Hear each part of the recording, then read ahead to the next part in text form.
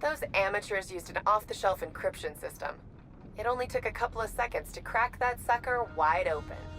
It looks like the 54I weren't here randomly. They were contracted by the CDP to investigate an alleged abandoned CIA project run out of the basement of this facility. We don't know how the CDP knew it, but they allude to there being a mole inside the CIA. I'll run this up the ladder.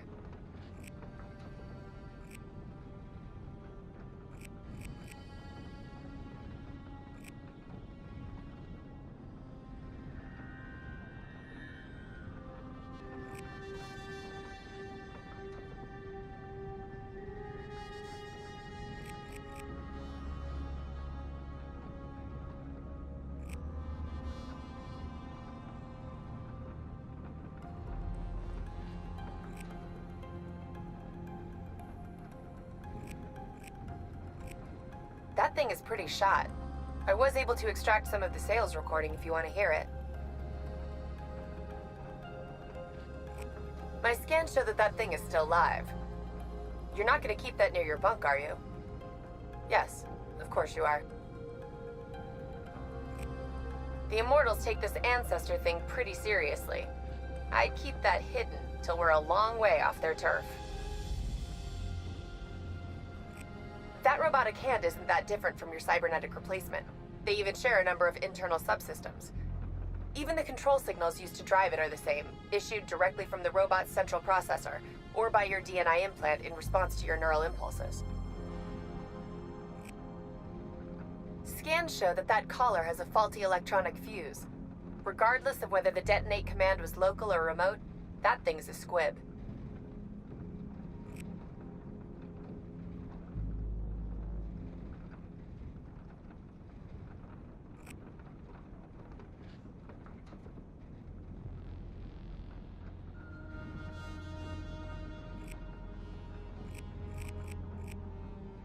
Are you saving for your retirement? Careful with that thing, it's old. Like over 800 years old. Probably Yuan Dynasty, made around 1300. It's quite possibly priceless. Definitely irreplaceable. Unsurprisingly, I'm getting negative power readings off that canister, which means I can't connect to the inventory system to determine what that thing is holding.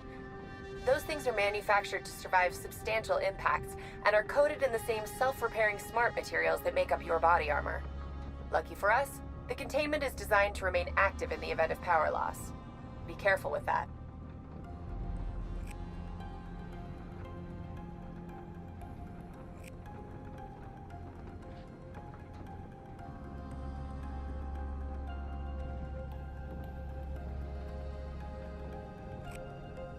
Clearly mass-produced and sold in bulk for decorating large apartment blocks.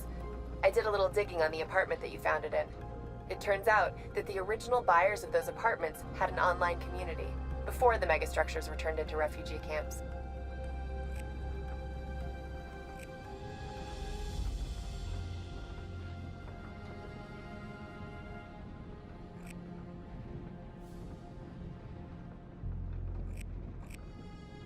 That particular Hamza is at least 200 years old. It's quite likely that it was passed down through the generations by the family who lived in the apartment where he found it. The megastructures in Cairo were originally constructed to offer luxury living, but as the Sahara encroached and the Nile dried up due to the NRC's ongoing dam projects, greater and greater numbers of Egypt's population converged on Cairo, either voluntarily or as part of enforced relocation programs. The towers became vertical refugee camps. Many of them were damaged or destroyed when the Sub-Cairo Aquifer project collapsed. The last family occupying that apartment likely brought this Hamza from their original village or town as a memory of home.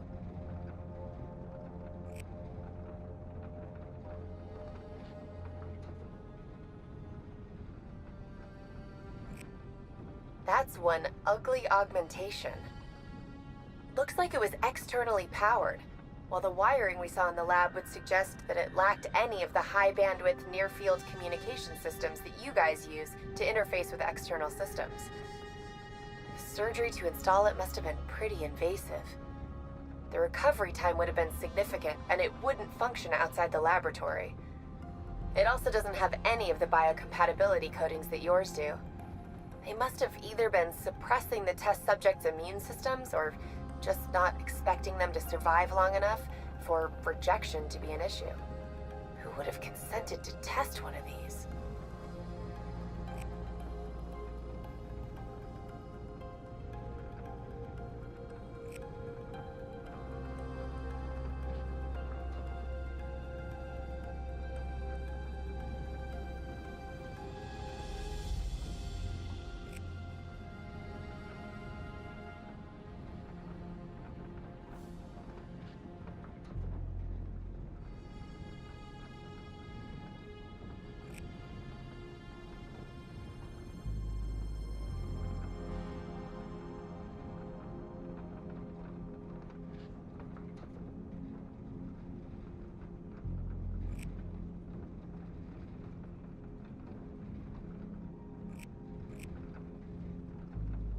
That molecule looks like it's an organophosphate, although the damage to the board means I couldn't tell you which one. Could be an insecticide, could be a nerve agent, could just be an EP additive for a manufacturing process. Based on what happened here, there's speculation that there must have been some kind of potent war gas released. This could support that theory.